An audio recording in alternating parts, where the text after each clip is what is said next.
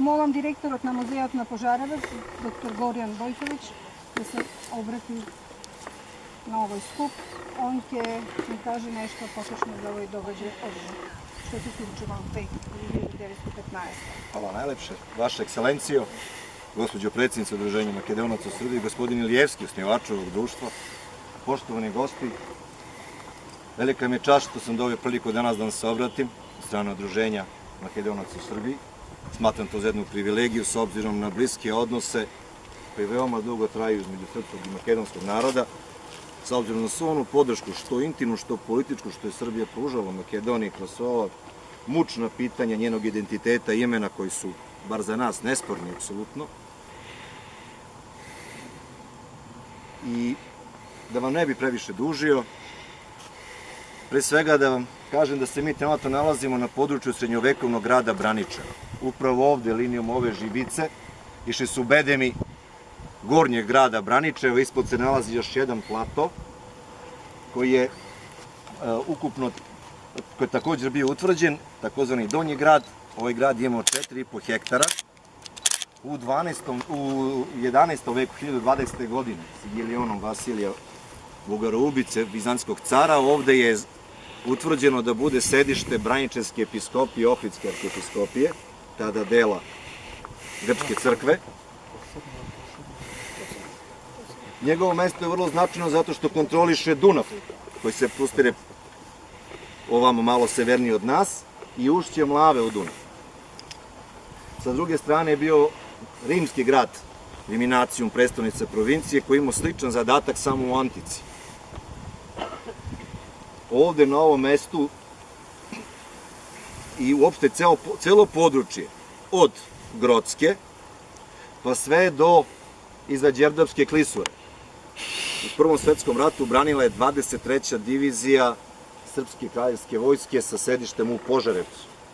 Neki od elitnih pukova srpske vojske, puk kralja Nikoli, puk kralja prestolonaslednika Aleksandra, bili su u sastavu te divizije. Njom je komandovao Milivoj Petrović Kajafa, vaspitač prinčeva Đorđa i Aleksandra Karađorđevića i njihov tutor.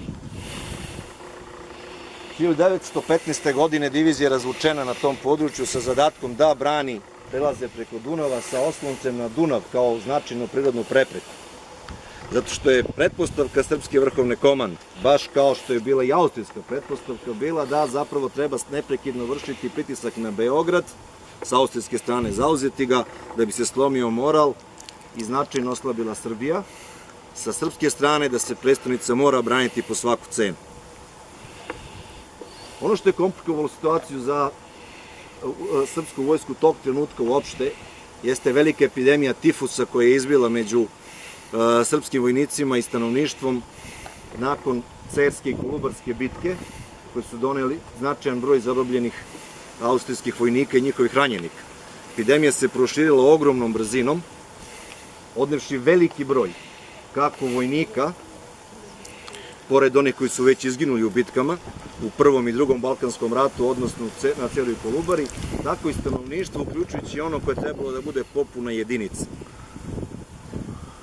1915. godine je došlo do promjena u odnosu u austro-ugarskom generalštabu. Za glavnokomandujućeg na ovom prostoru postavljen je nemački general Mackenzie.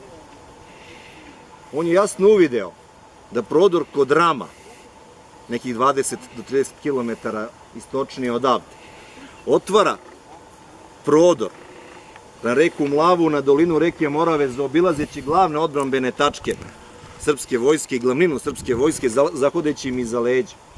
I tu je usmerio svoj glavni napad 1915. godine. Pomoćni napad, onaj koji je trebao da zavara situaciju, izvršen je preko gaza na Dunavu, tadašnje gaza na Dunavu, on danas ne postoji zbog dizanja nivoa reke usled izgradnje hidroelektrane Đerdap. To je tačka koja se zove Konjsko groblje, kod sela Ostrava, gde su bile brojne dunavske ade, neke sada poplavljene, neki dalje postoje, gde se Dunav mogao pregaziti. Na tom području je počeo napad nemačke vojske i austrijske vojske na Srbiju.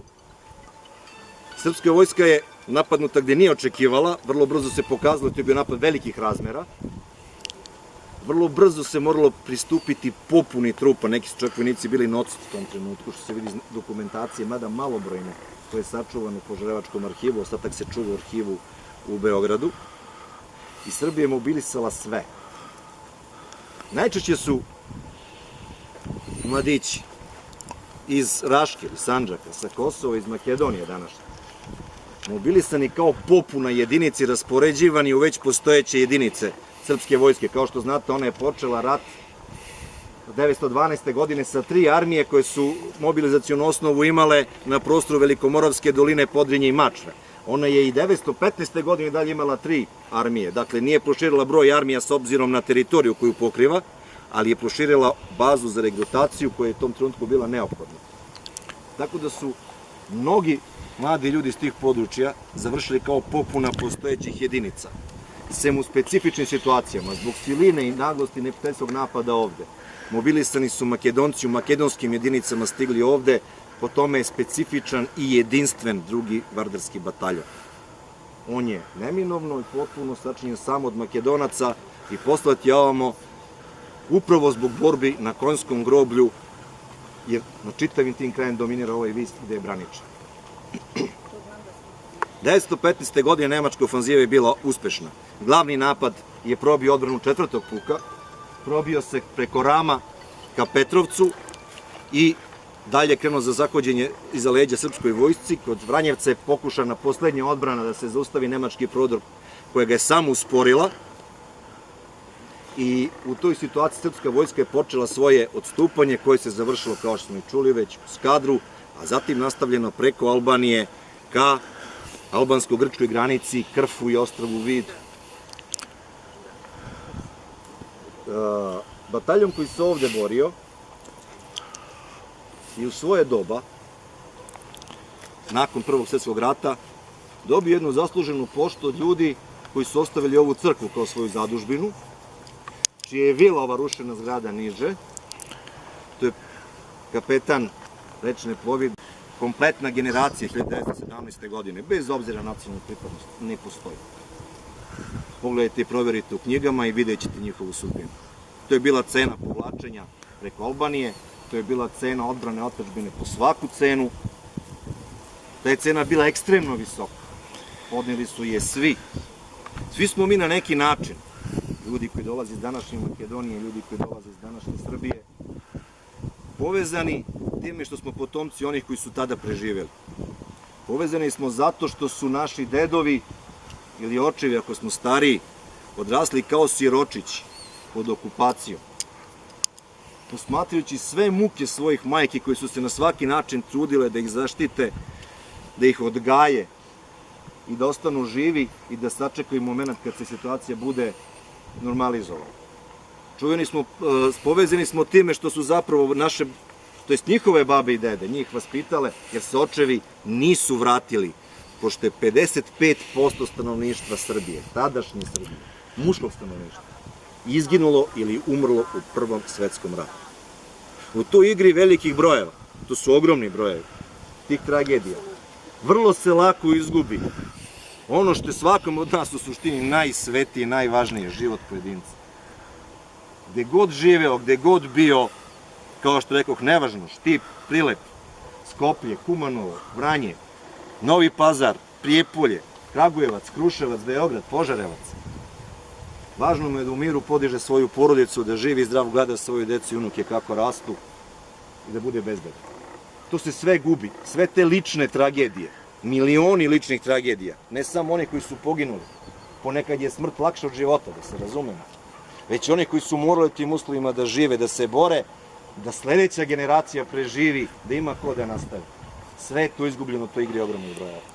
Ogroman je posao pred svima nama da tačno nađemo i razvrstamo šta je, kako, gde je bilo, pogotovo što mi u današnje vreme, nažalost, to moram da napomenem, radije pamtimo pretke psima i konjima nego svoje sopstvene, što je sramota. Hvala, gospodine. I jeste. Nema problema.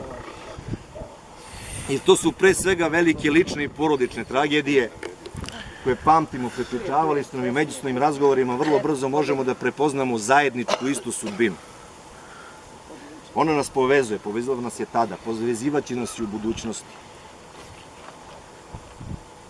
Zato mi je vrlo drago da ste ovde, zato mi je vrlo drago da je još pokojna Leposava Todić postavila ovaj spomenik ovde. Nadam se da će u jednoj doglednoj budućnosti biti postavljeni spomenik za koje Ministarstvo kulture Republike Srbije dalo odobrenje. Ovde znamo sigurno da se borio drugi vardarski bataljon,